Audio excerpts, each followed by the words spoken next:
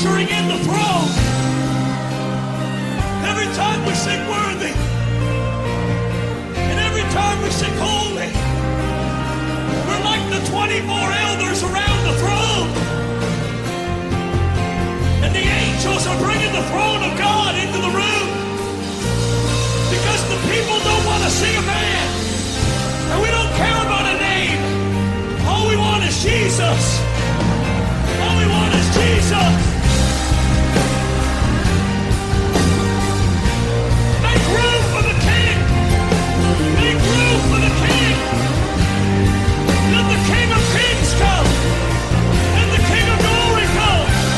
The Lord of hosts. The Lord strong and mighty.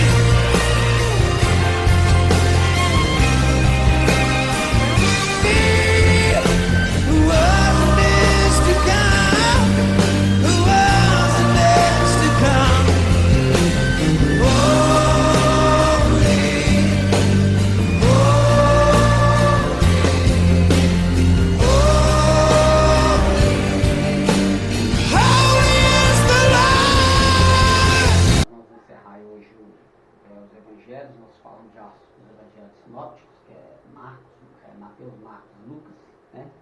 Abordamos aí a ênfase de cada livro.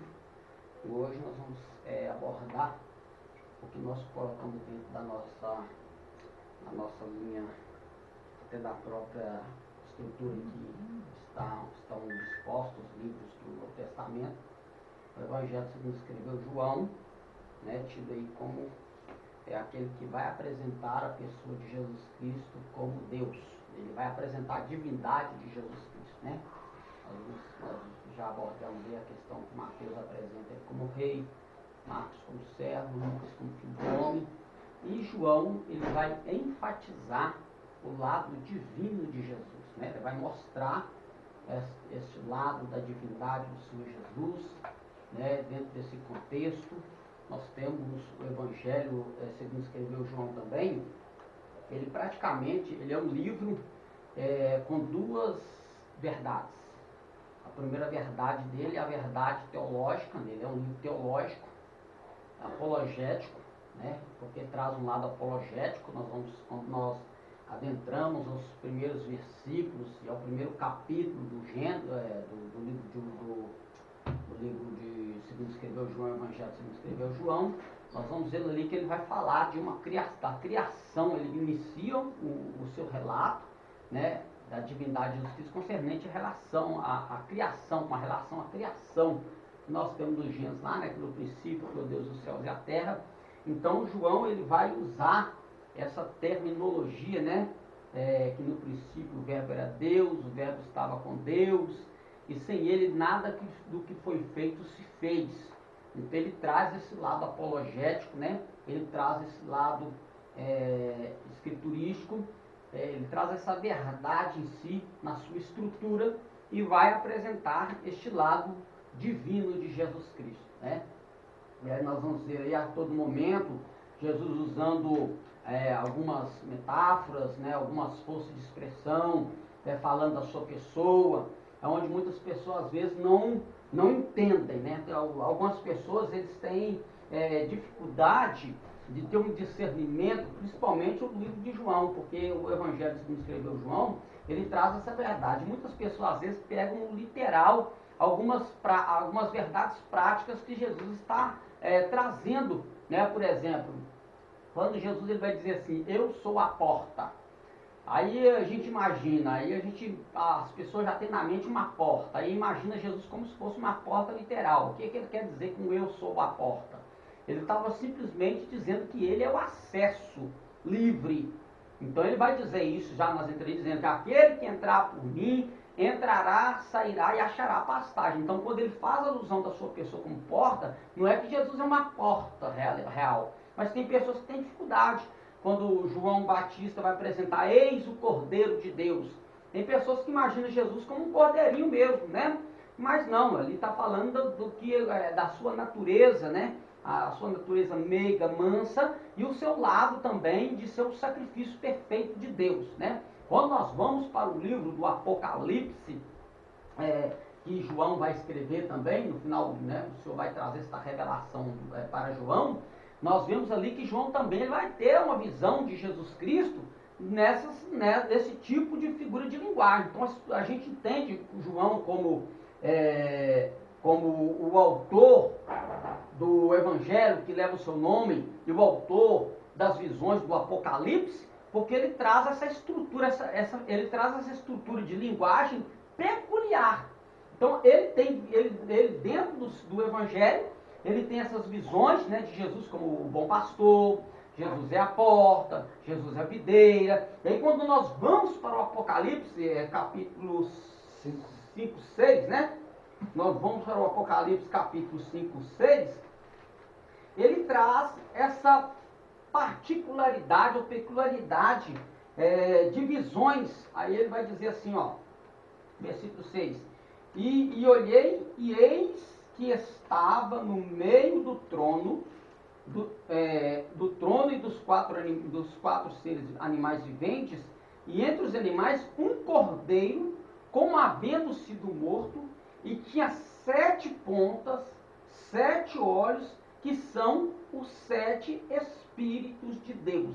Aí as pessoas pegam este texto aqui e não conseguem entender. Diz, olha, peraí, mas peraí, está falando de quem? Ele já se perde aqui, porque ele vai ver um cordeiro, como havendo sido morto, aí a gente faz alusão ao sacrifício de Cristo. Mas aí ele fica perdido, mas 7 pontas, como assim 7 pontas?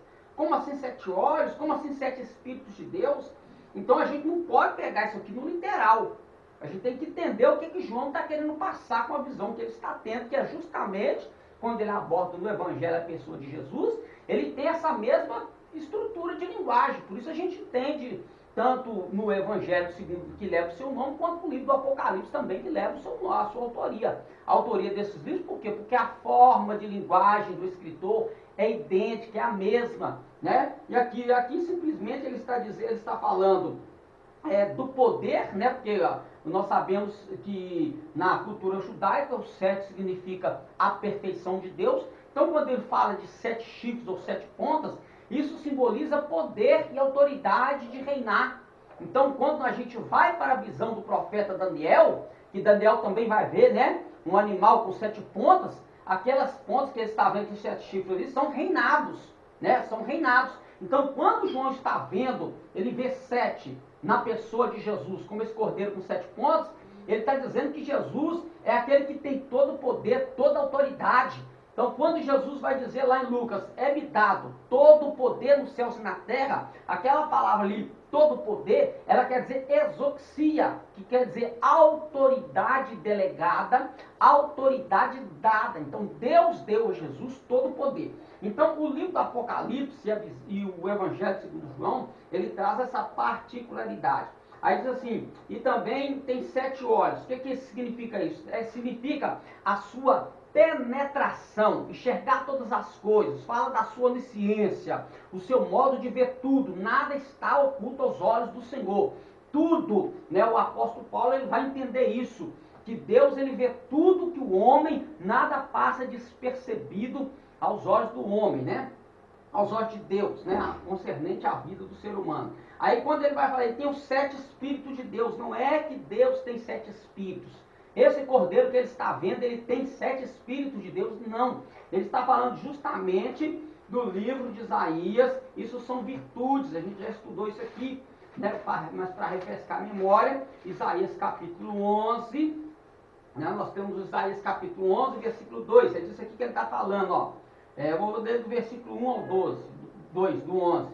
Porque brotará um rebento do trono de Jessé, e das suas raízes um renovo frutificará, e repousará sobre ele o Espírito do Senhor, o Espírito de sabedoria, o Espírito de inteligência, e o Espírito de conselho, de fortaleza, e o Espírito de conhecimento e de temor do Senhor. Então são estas 7 virtudes que significa aquela visão aquele cordeiro ter os 7 Espíritos de Deus, simplesmente falando de todo o conhecimento que Jesus tem, né? Significa que todas essas virtudes são manifestas na pessoa de Jesus, para a glória de Deus Pai. Então nós vemos essa estrutura linguística, essa estrutura escriturística do Evangelho, segundo escreveu João, e do livro do Apocalipse, né, que é o livro de revelações, então nós vemos que é totalmente casa-se. Então não tem como dizer que o escritor de Apocalipse, como muitos vão dizer depois, alguns até acreditam que ele não é o autor do Evangelho que leva o seu nome. Mas quando a gente vai, como eu disse, como a gente vai ver a estrutura da escrita do escritor, como ele está enxergando a pessoa de Cristo, aí a gente entende que a forma de linguagem, a estrutura da linguagem, a estrutura da visão, como ele enxerga, nós vemos que é justamente igual, sem tirar nem pôr, tá? Então isso aí é muito importante a gente ter essa informação aí. Lição 9, Evangelho de João. Então aí a nossa introdução da nossa visão panorâmica. O Evangelho segundo João se destaca por duas ênfases especiais. A devocional e a teológica. Tá? John Brander diz: nenhum outro livro levou tantas pessoas a Cristo e inspirou tantos a segui-los e servi-lo. Aí é de onde foi, né, o livro desse escritor aí, Introdução ao Estudo do Novo Testamento, a página 135. Então aí, os estudiosos já concordam dessa estrutura, do devocional, de você se achar. Esse devocional é apresentar a pessoa de Jesus como Deus, né, e esse lado apologético, né, que vai justamente, que nós abordamos aqui no capítulo 1, né, nos primeiros versículos do livro, deste pequeno relato da criação, né, esse pequeno relato do Gênesis, ou seja, um segundo Gênesis, né, como alguns estudiosos abordam esta forma de dizer que aqui nós temos um segundo Gênesis. No princípio era o verbo estava com Deus, o verbo era Deus, ele estava no princípio com Deus, todas as coisas foram feitas por ele, sem ele nada do que foi feito se fez. Nele estava a vida, e a vida era a luz dos homens. E então nós vemos aqui ele trazendo esse lado devocional, né, de apresentar Jesus como Deus, e esse lado aí apologético também teológico, de apresentar aí a criação através da pessoa de Cristo, né? Visão panorâmica, informações básicas, está entre os evangelhos, né? O autor, o próprio, que leva o seu nome, a data 85 a 90 depois de Cristo, local da cidade de Éfeso, alvo cristãos da Ásia Menor. Lembrando que esse personagem, João, né, a vida dele vai se desenrolar toda, praticamente 90% de toda a sua vida, vai desenrolar aqui na Ásia Menor, né? Então aí a gente já vê ali, né, essa combinação com que também liga os dois livros, né? Versículo-chave, João capítulo 20, versículo 31. Versículo-chave, João 20, 31. Este, porém, foram escritos para que creais que Jesus é o Cristo, o Filho de Deus, e para que crendo tenhais vida em seu nome. Palavra-chave, Cristo, Deus, né? Ou seja, ele apresenta a pessoa do Messias como Deus. Nós temos aí agora o esboço na nossa visão panorâmica, para que creais, João capítulo 1, João capítulo 2 ao capítulo 4, nós temos a apresentação.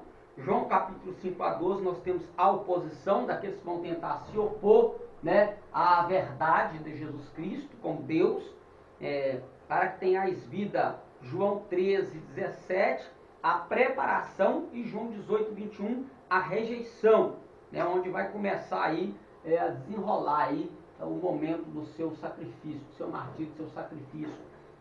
Então, João, em uma sentença, João mostra Deus agindo na história por meio de Jesus, o Filho de Deus, narrado com uma perspectiva pós-ressurreição. Por que pós-ressurreição? Porque antes da ressurreição, ele vai apresentar esses passos, tá?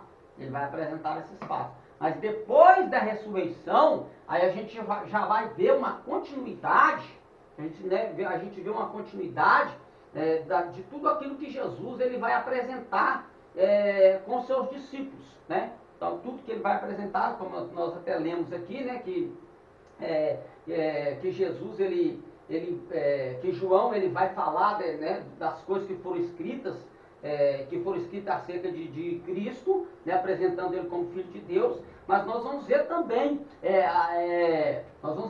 a questão da rejeição por parte de crer na pessoa ali de um de seus seguidores, que é o Tomé. Nós vamos ver que isso vai ser bem, João ele vai apresentar isso, tá? Ele apresenta isso, por que ele apresenta? Por que João ele apresenta esse fato de Tomé? Porque justamente é nesse fato em que Tomé, ele não é que Tomé é um incrédulo, não.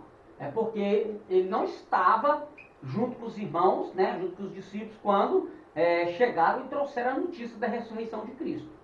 Né? Todos não creram que ele tinha ressuscitado. Não creram. E aí ele não foi o único. Aí quando você, o Senhor ressuscitou.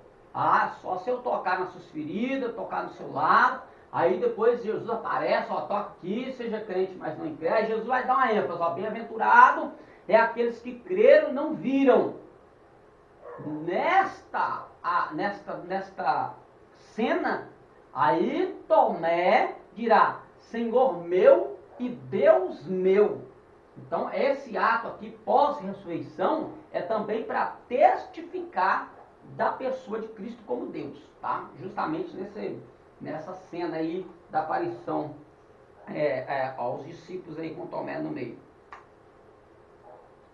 Característica do Evangelho. Sobre o autor, João era o irmão mais jovem de Tiago, da família de Zebedeu, fazia parte, juntamente com Pedro e Tiago, do ciclo íntimo dos 12 discípulos de Cristo. É claro que o autor era judeu.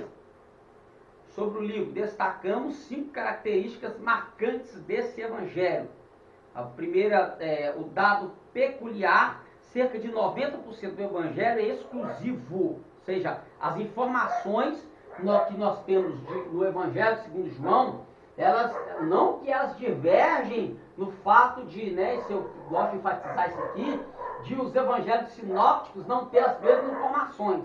É aquilo que eu expliquei, cada um está passando a informação da forma em que ele enxergou a pessoa e o ministério de Cristo, tá? Então, por isso que ele vai ser exclusivo, porque ele vai trazer informações, às vezes, diferentes da que os outros evangelhos apresentaram, Mateus, Marcos e Lucas. Então, ele traz uma informação diferente, ele acrescenta, ele corrobora, com tudo aquilo que os outros evangelistas apresentaram, e ele corrobora isso trazendo exclusividade da pessoa divina de Cristo, né? Esse contraste se dá pelo propósito peculiar do apóstolo João ao escrevê-lo. Discursos, 4 longos discursos de Cristo são apresentados com grande ênfase. João capítulo 6, do versículo 22 ao versículo 40, o pão da vida. Então aquelas metáforas que Jesus vai usar para falar da sua pessoa, né? Ou de ele ser o mantenedor da vida do ser humano. João capítulo 8, versículo 12 a 20, a luz do mundo. João capítulo 10, versículo 1 a 18, o bom pastor. E João capítulo 14, versículo 16, aí no cenáculo, onde ele aí já vai entrar para o lado de falar da pessoa do Espírito Santo. Os diálogos. A história de Cristo revela alguns diálogos notáveis que conduziram homens e mulheres à fé no próprio Senhor Jesus. João 1, 35 a 51, temos os primeiros discípulos. João 3, de 1 a 15, temos a história de Nicodemos. João 4, de 1 a 30, a mulher samaritana. João 9, de 1 a 12, o cego de nascença. E João 11, de 1 a 46, a família de Lázaro. Então nós vemos que Jesus ele tinha esse momento de contato, esse momento social em todas as classes, né? Então ele como Deus, ele alcança todos com seu amor. Ele alcança todos. Nós não vemos aqui na pessoa de Jesus, por mais que o costume religioso, por mais que as emendas religiosas do contexto judaico que Jesus está inserido, cobrava dele essa distância. Não, ele estava próximo. Então, o fato de Jesus, às vezes, ser rejeitado pelas turmas era a sua proximidade com os necessitados, com os pecadores e com aqueles que eram marginalizados, aqueles que eram, vamos dizer assim, não tinham crédito dentro da sociedade judaica.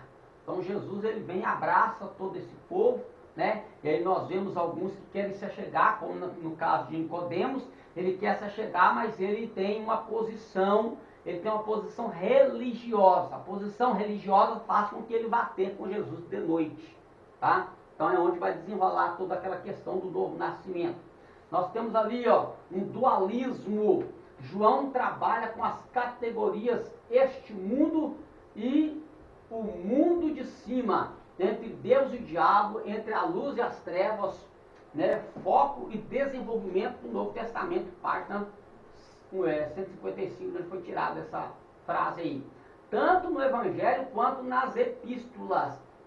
Então esse dualismo que ele vai, esse dualismo que ele vai fazer uso dessa forma de escrita, dessa forma de informação, é para mostrar toda a ênfase de que Jesus ele não está fora do controle da situação, tá? Ele está no controle de todas as coisas. Então nós temos aqui a questão do mundo, a questão de luz e trevas, o diabo inserido, nós vemos ali as libertações, nós vamos ver a questão que eu já até abordei aqui, né, da questão lá da religiosidade, aí nós vamos ver a questão da mulher samaritana, nós vemos toda essa questão. A gente adora aqui, vocês adoram lá.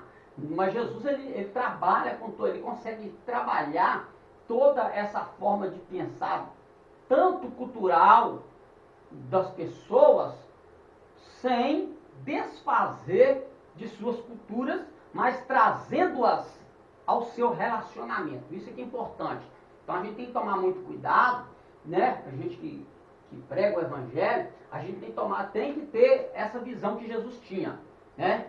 Jesus, ele simplesmente, ele não ia as pessoas para afrontar a cultura que elas estavam, mas ele ia para atraí-las a si, né? E nós temos aí no caso de João capítulo 5, que é o caso do paralítico do tanque de Betesda, que a gente sabe que ali tem uma cultura grega embutida naquele contexto, que muita gente esmagadoramente não sabe, não conhece essa informação, né, de que ali foi criado uma informação que ela não é verdade, tá? Foi criado pelos principais sacerdotes para que os mancos, os aleijados, os coxos, no momento das festas, não fossem para o templo. Então eles vão criar ali um dito, ó, tem um anjo lá no tanque de Betesda, e esse anjo cura uma vez no ano, ele desce lá e cura, vai para lá. Por quê? Porque dentro da cultura judaica, essas pessoas com deformidades, eles não podiam adentrar a essas festas. Então para eles não, tipo assim, colocar na cara que eles não querem que eles entrem, então eles criaram essa fala, né, porque ele vai estar inserido um costume grego, onde vai aparecer a figura do Asclepio, do Esculápio, que curava também pelas águas, os gregos acreditavam assim.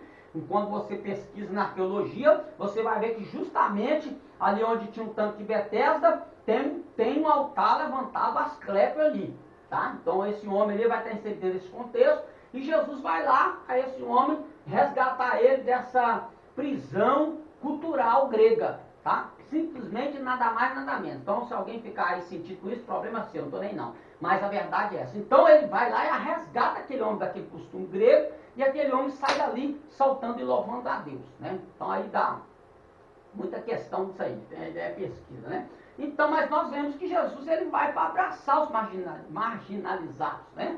Os rejeitados. A gente não gosta, né, de certa... As pessoas preferem viver o engano do que às vezes abraçar uma verdade que fere aquilo que um dia as criou a vida toda, né? Jesus falou que a verdade liberta, né? João capítulo 8, versículo 32. Conhecereis a verdade vos libertará. Então a verdade liberta. Agora tem pessoas que a verdade não quer ser liberta, então não tem jeito, né? Aí nem por força, né? Que a gente vai fazer isso. Sobre o livro, diretrizes do livro, né? João foi o último apóstolo a morrer, lembrando que, né, que alguns têm isso como profecia, quando Jesus nascia, eles vão perguntar para Jesus acerca daquele que estava deitado em seu peito, que era justamente a pessoa de João. E aí ele diz, que importa que ele fique até que eu venha?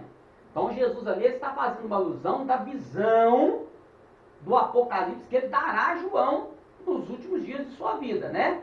E ele vai, tu porém vem e segue-me. Então, aí, quando Jesus fala isso, né? E aí a gente vê a história dos discípulos, dos apóstolos, como é que eles vão ser martirizados. E João, ele é o que vai morrer aí de idade. O vocabulário de João é talvez o mais simples do Novo Testamento, mas os seus pensamentos são muito profundos.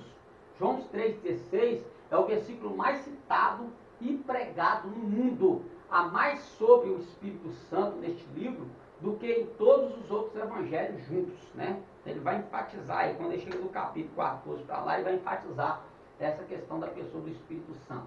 O número 7 no Evangelho. O número 7 tem grande significado na Bíblia. Em João, 7 é o número-chave para significar alguns pontos notáveis. 7 sinais, 7 testemunhos, 7 confissões. Essa divisão fornece a possibilidade de um entendimento lógico do Evangelho. 7 sinais de Cristo, 7 testemunhos sobre Cristo e 7 reivindicações de Cristo. Tudo isso inserido dentro do Evangelho. Evangelho na defesa da fé. O Evangelho de João é conhecido como o Evangelho da fé. Segundo o professor Carlos Oswaldo, também poderia, abre aspas, poderia ser chamado de o Evangelho do conflito entre a fé e a incredulidade. Porque desde o princípio até os eventos finais do livro, a apresentação do Messias provoca confiança e incredulidade com os resultados naturais de bênção e condenação, fecha aspas.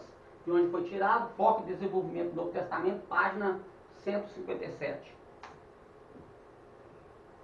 Conclusão, sem dúvida o Evangelho, segundo João, é peculiar às peculiaridades e similaridades de João nos auxiliam a ter mais ferramentas em defesa da nossa fé. Por quê?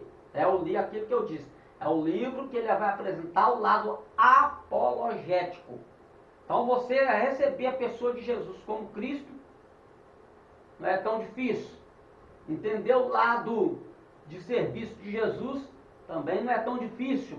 Entender o lado humano de Jesus, como apresenta Lucas, como filho do homem, também não é tão difícil.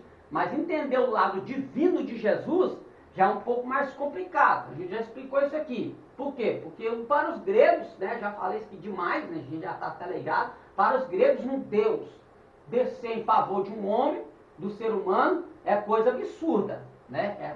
Para os gregos é coisa muito absurda, e a cultura greco-romana, que seria a cultura dos romanos e dos gregos, que vai se desenvolver no período de Jesus, ela também tem essa dificuldade. Os romanos também tinham essa dificuldade, né? Tanto é que a gente vai ver isso lá, quando os imperadores começaram a se intitular como Deus, que é o que vai trazer grande perseguição sobre a igreja de Cristo. Um dos pontos mais fortes é a questão dos imperadores se proclamarem Deus na terra e os cristãos saber que o único Deus é Jesus Cristo. É o único Deus. Então isso vai fazer com que eles vão, né, perder suas herdades. Aí a gente já conhece já a história da igreja, como é que foi aí o período de perseguição dos cristãos, né? Nesse período romano aí, a gente já sabe como é que é. Tudo por causa da pessoa divina de Cristo, né? Então eles não conseguem assimilar isso aí. Então nós vamos enfatizar aqui um pouco também sobre o livro de Atos.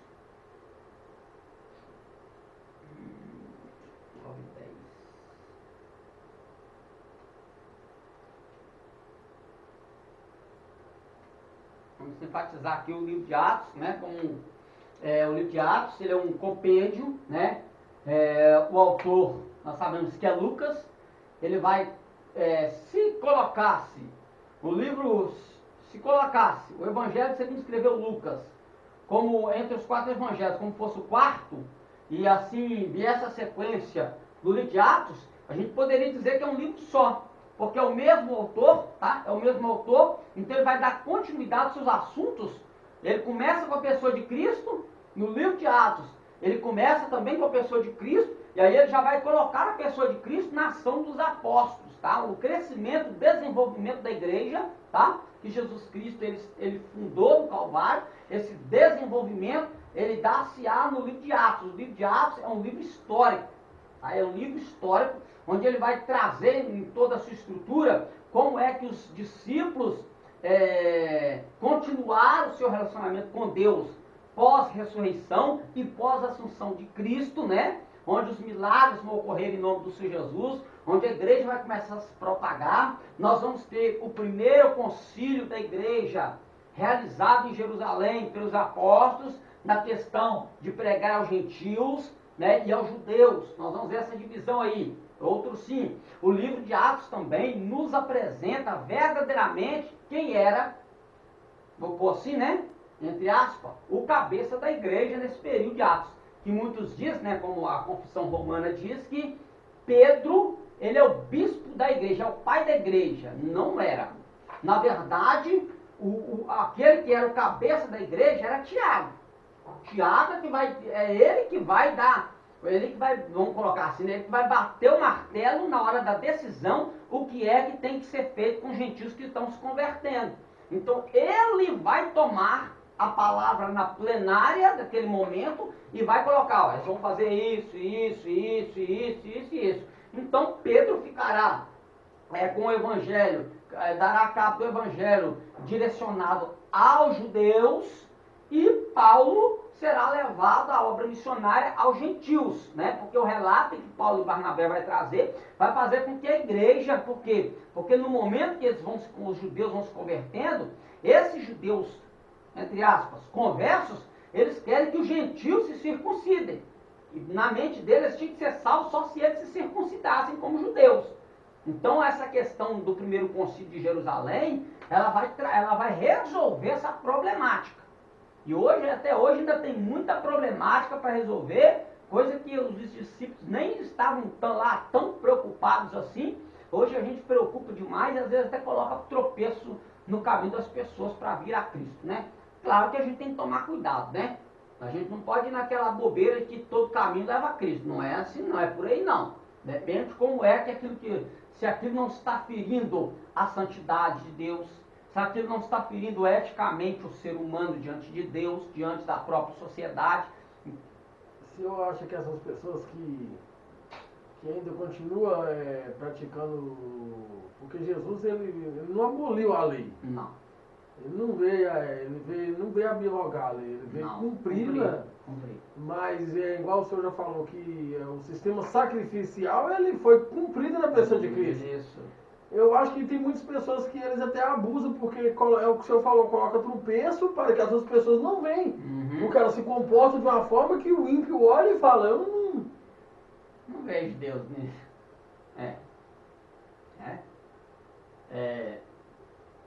Hoje eu falei sobre isso lá no serviço com os nossos amigos da hora do café. Foi no café da tarde? Nem lembro mais. Foi no café da manhã. Sobre essa questão, né? De não entender o que é que Cristo aboliu.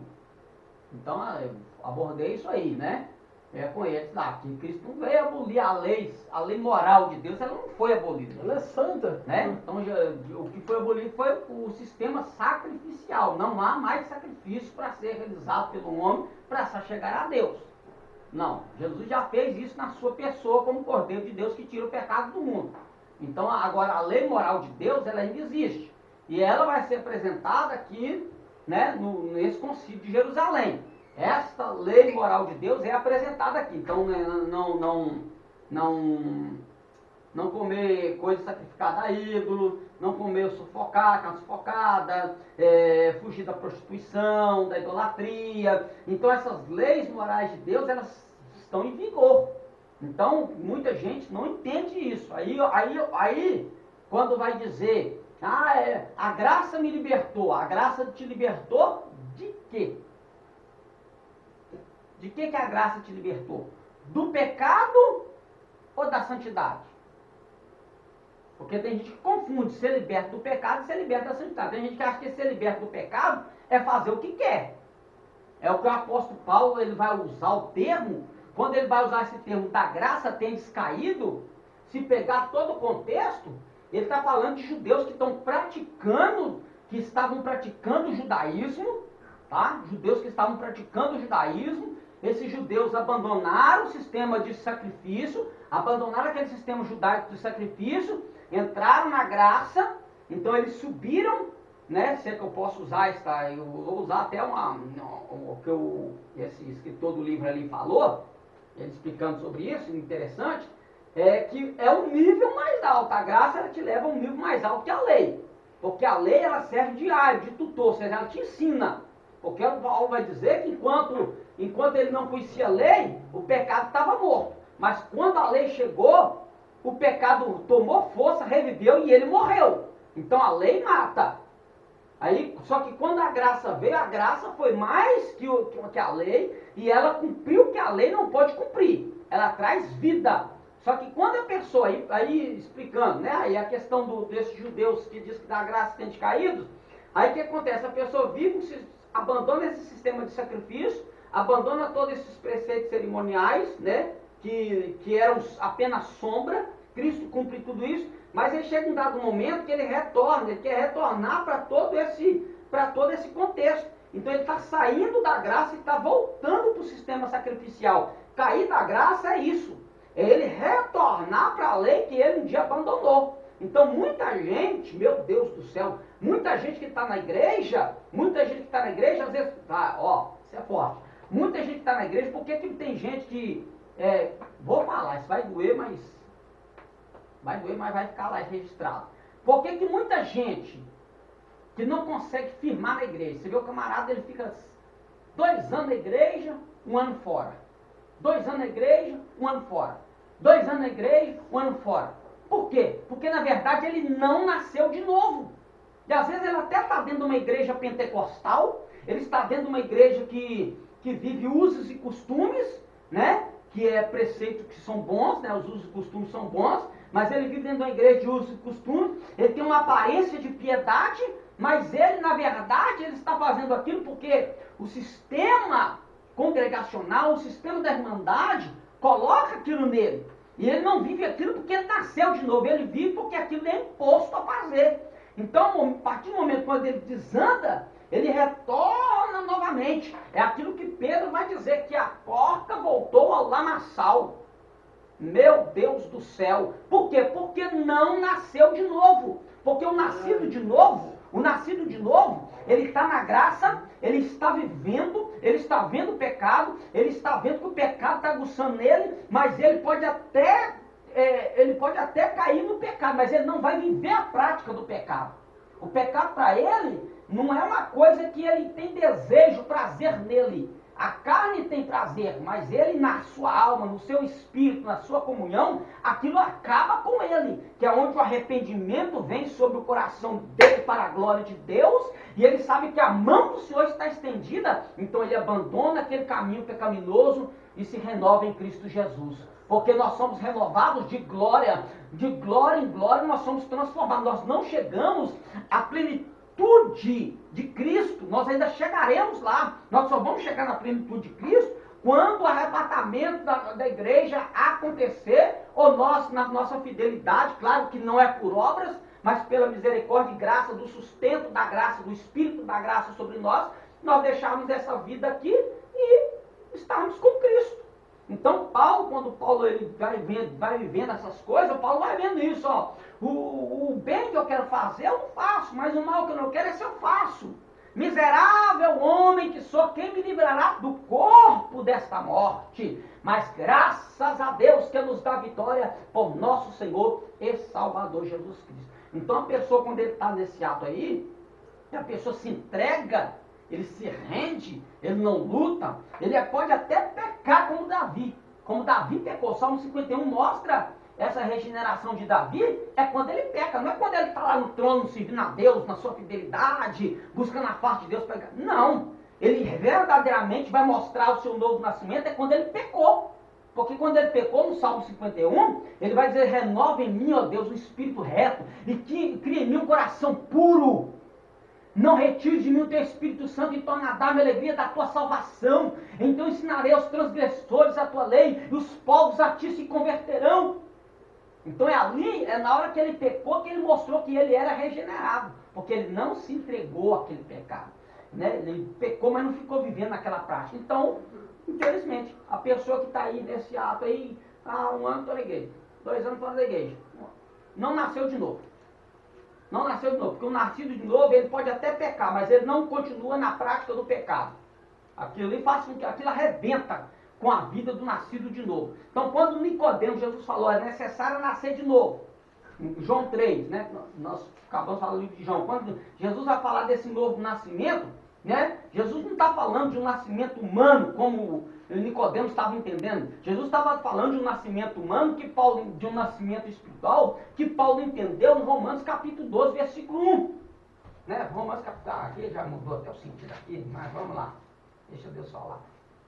Então, ó, quando Paulo vai dizer assim, ó, a gente falando de sacrifício, né? Ó, rogo-vos, pois, irmãos, pela compaixão de Deus, que apresentei os vossos corpos em sacrifício vivo, santo e agradável a Deus, que é o vosso culto racional. Qual que é a forma de um culto racional? É você estar com a sua vida e ser santo e agradar a Deus nessa vida. E não vos conformeis com este mundo, mas transformai-vos pela renovação do vosso entendimento, para que experimenteis qual seja a boa, agradável e perfeita vontade de Deus. Não vos conformeis com este mundo. Qual que a gente já ensinou aqui dessa palavra não conformar? É metanoia. Essa renovação, e não vos conformeis com o mundo, mas transformai-vos pela renovação do vosso entendimento. Essa frase, renovação do entendimento, já expliquei isso aqui no grego, é metanoia. Metanoia é o quê? Mudança de homem interior, ou seja, é nascer de novo. Nada mais, nada menos. Esse versículo 2 aqui, que Paulo estava explicando isso, né? Nem sei aonde foi que a gente começou isso aqui, né? Nós estávamos falando aí, né? Entrando aí na... Então a visão panorâmica do livro de Atos vai apresentar toda essa estrutura aí que a gente falou aqui em poucas ou muitas palavras, né? Então vamos ver se a gente termina aqui. Atos dos Apóstolos. Vamos lá. Introdução. Livro de caráter histórico. Atos dos Apóstolos é o único no Novo Testamento que apresenta a história seguinte à ascensão de Jesus Cristo. Atos capítulo 1, versículo 11. O segundo de uma obra de 2 volumes escritas pelo médico Lucas e endereçada a Teófilo, né? Lucas capítulo 1, versículo 1 a 4 e Atos capítulo 1, versículo 1, né? Os destinatários das informações que Lucas está dando é o mesmo aí. A estrutura, a forma de linguagem é a mesma. A gente já até no livro de Lucas vimos lá a assimilação que tem, que Lucas traz com o livro de Atos. Informação básica, né? Grupo está entre os históricos, ou histórico, né? Vamos colocar no Novo Testamento, é o único, é o histórico, né? Autor, Lucas, data 65 depois de Cristo, local incerto, alvo, judeus e gentios, tá? Versículo-chave, Atos capítulo 1, versículo 8, versículo tremendo, que a gente gosta muito, né? Esse é o versículo da unção.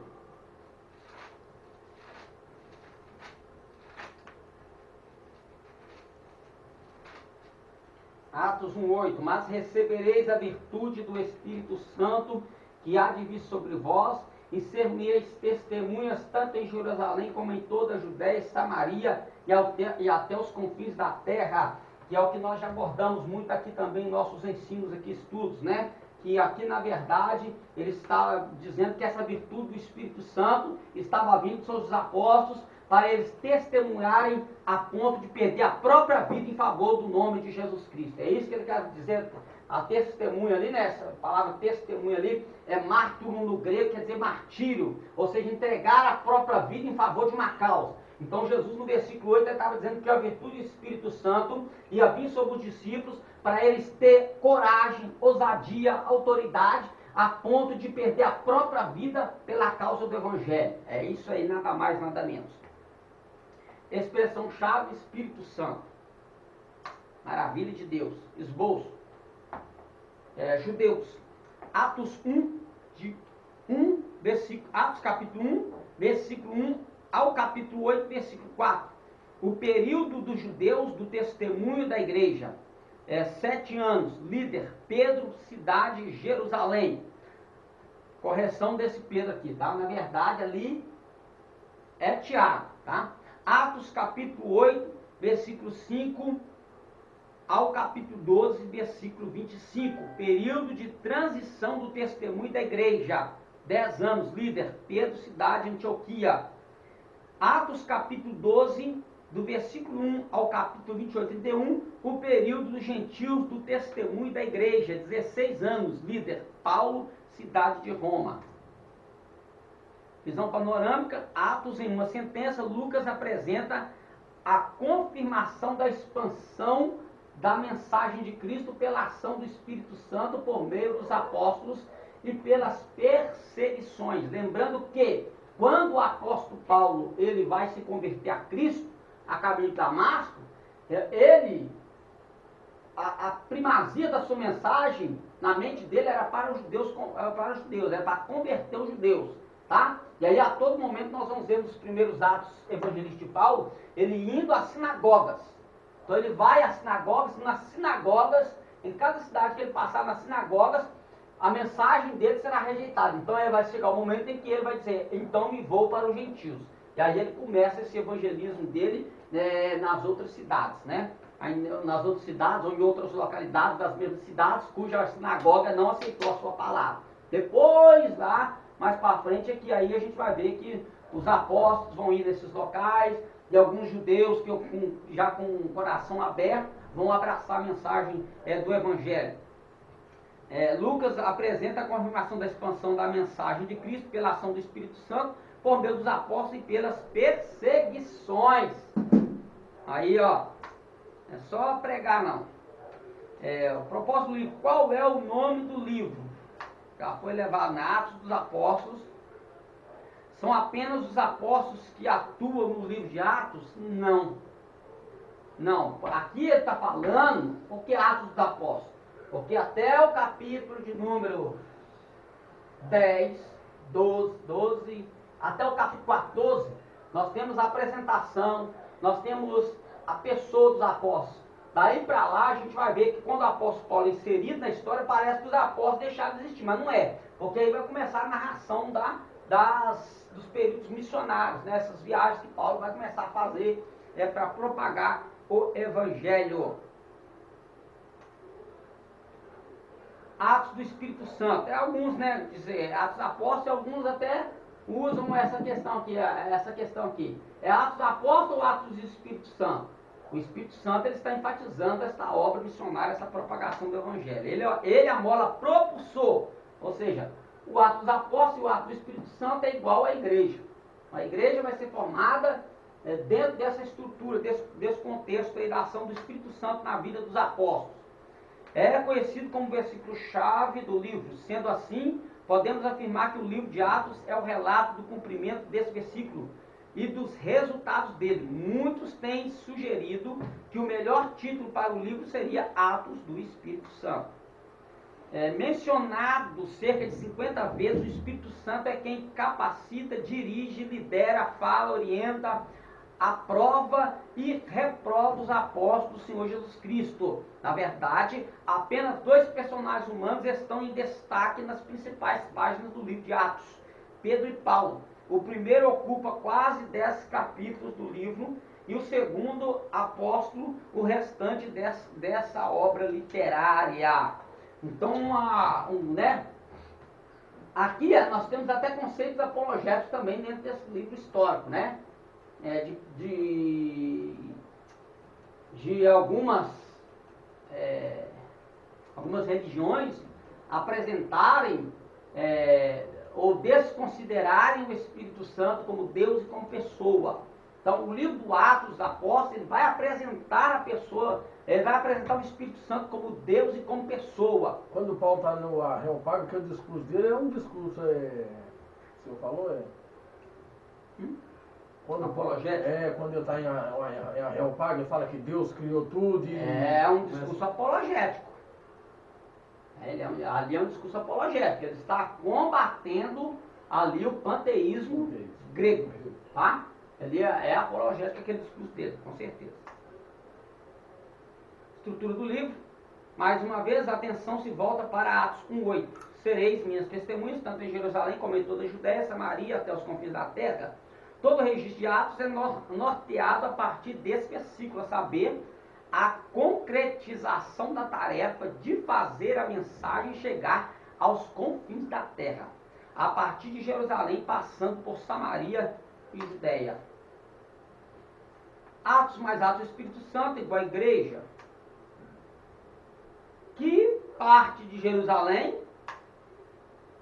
Judéia e Samaria e confins da terra. Então, isso aqui, né? Quando nós vamos em Jerusalém, nós vamos ter o que aqui? Nós vamos ter o concílio, nós vamos ter ali onde era a base da igreja, ou seja, a base onde os apóstolos estavam. E aí, quando a gente parte para as perseguições, e aí começa aí a cumprir. Aí esse cumprimento dá-se aí, quando chega as perseguições, nós vamos ver que Samaria vai ouvir a palavra de Deus, né? Por mais que Jesus já tinha pregado para Samaritano, mas aqui o ato de anunciar mesmo vai ser em Samaria, e aí Paulo levanta para os confins da terra. O Evangelho em Jerusalém, o capítulo 1 a 7 de Atos, apresenta o Evangelho sendo expandido dentro dos limites de Jerusalém. Isso começa a mudar quando Estevão é morto e se torna o primeiro mártir da igreja. Seu nome indica que Estevão era helenista, ou seja, ele era um judeu que estava dentro do contexto grego. Aí já está explicado, judeu que falava o grego com língua materna, ou seja, era o grego helenizado, mas ele tinha a sua língua materna. Qual era a língua dos judeus? O hebraico, não dá para fugir disso. No período de Jesus aqui, que vai surgir lá no contexto também do cativeiro, o aramaico. O Evangelho na Judéia e Samaria. Após a morte de Estevão, o Evangelho é impulsionado para fora de Jerusalém, possivelmente por causa das constantes perseguições, e desencadeia o segundo precioso momento para o cristianismo, capítulo 8 ao capítulo 12. O Evangelho até os confins da terra. A conversão chamada de Saulo de Tarso para o apostolado, em Atos capítulo 9, versículo 19, desencadeia o terceiro precioso momento para o cristianismo, capítulo 13 ao 28. Esse último bloco, aquilo que eu falei, né? Este último bloco do livro é a realização da incumbência de Cristo e de seus discípulos, e que seus discípulos deveriam ser testemunhas até os confins da terra. Oposição e crescimento da igreja. Oposição internas eram os judeus conversos, que queriam a todo momento judaizar os gentios, né? Oposição externa, as perseguições nas cidades e aí afora. Então, a conclusão, Dabran comenta: o sentido do livro não é tanto biográfico ou histórico, mas espiritual. E o seu propósito dominante é relatar o que o Senhor ressurreto fez por muitos servos em muitos lugares, em benefício de muita gente, pelo seu Espírito. Fecha aspas. Atos é um livro singular, inspirado por Deus para edificar a igreja de Cristo. Então aí, essas informações do livro de Atos, lembrando que também, eu ia falar aqui, gente, meu pai está agora, deu um branco aqui. Ai, deu um branco aqui. O livro de Atos, ele tem essa composição do livro de Atos, ela é importante para apresentar a pessoa do Espírito Santo, para a gente entender como é que eu posso dizer? Essa ação do Espírito Santo em toda a estrutura do livro, na vida dos apóstolos, na vida do apóstolo Paulo, e enfatizar o que também? Que quando Paulo começar a trazer os seus ensinamentos, principalmente a igreja que está em Corinto, as verdades da pessoa do Espírito Santo, ou seja, mostrar que pelo fato do livro de Atos encerrar com a prisão de Paulo, não quer dizer que o Espírito Santo não está mais agindo na igreja. Isso traz o que? Traz para nós aquele perigo de acreditarmos no cessacionalismo. O que é o cessacionalismo? É dizer que a ação do Espírito Santo em dons espirituais, ela foi somente para a época dos apóstolos e para o primeiro século da igreja primitiva, que não é uma verdade nem um fato. O Espírito de Deus, ele está com a igreja a todo momento. Se o Espírito Santo está com a igreja, e se lá o escritor aos Hebreus, ele vai dizer, no capítulo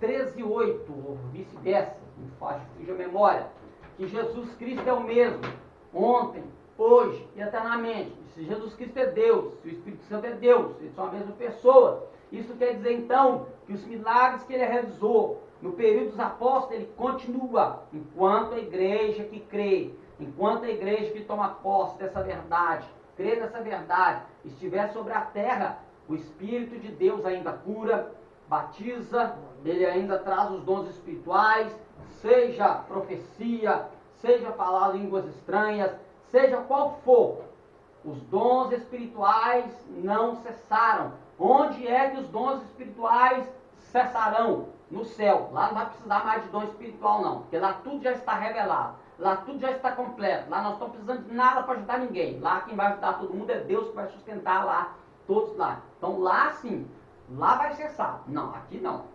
Enquanto a igreja estiver aqui na terra, o Espírito Santo está com ela, e o Espírito Santo não deixou, ele não diminuiu a sua força, não diminuiu o seu poder, não diminuiu sua autoridade, não diminuiu sua pessoa. Ele é Deus e continua fazendo o que ele fez no livro de Atos dos Apóstolos. Creia você ou não, porque Jesus Cristo disse: estes sinais seguirão os que creem. Se eu creio, eu estou inserido na igreja, eu sou parte da igreja. Eu ainda estou nos meus ensinamentos da igreja. Então isso quer dizer o quê? Que nós também podemos participar da pessoa do Espírito Santo e de toda a obra que ele tem. Então Paulo, quando escreve a carta aos Coríntios, ele escreve um ato apologético também, tá? Ressaltando também que o escritor aos Hebreus, se não me falha a memória, os Hebreus, me fugiu aqui, me fugiu se for o escritor dos Hebreus, mas o versículo é esse, ó, edificado sobre o fundamento dos apóstolos, do profeta, de que Jesus Cristo é o Senhor, para a glória de Deus Pai. Então, se eu estou edificado no fundamento dos apóstolos e dos profetas, e os apóstolos operaram no poder do Espírito Santo, e eu estou edificado no fundamento dos apóstolos, e eles falaram sobre o Espírito Santo, ensinaram sobre o Espírito Santo, deixaram o Espírito Santo os conduzir, os usar, nós também estamos dentro do mesmo alicerce. Louvado seja o nome do Senhor nosso Deus. Amém? Deus em Cristo Jesus possa continuar falando conosco e nos abençoando para o louvor e glória do seu santo nome.